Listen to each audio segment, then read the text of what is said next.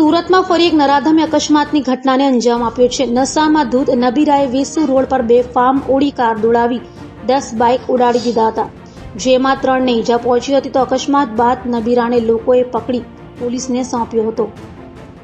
સુરતમાં ગુરુવારે રાત્રે વધુ એક હિટ એન્ડ રનની ઘટના સામે આવી હતી। અલથાણ પોલીસ મથકની હદમાં વેસુ કેનાલ રોડ પર બેફામ ગતિએ ઓડીને દોડાવી રહેલા નશામાં ધૂત નબીરાએ 10 જેટલા વાહન ચાલકોને ઉડાડ્યા હતા, જેમાં ગંભીર રીતે ઘવાયેલા 3 વાહન ચાલકને 108 દ્વારા હોસ્પિટલમાં ખસેડવામાં આવ્યા હતા। તો બીજી તરફ અકસ્માત સર્જી ભાગી રહેલા નબીરા રિંકેશ ભાટિયાને લોકોએ દોડી પકડી પાડ્યો હતો અને પોલીસને સોંપ્યો હતો।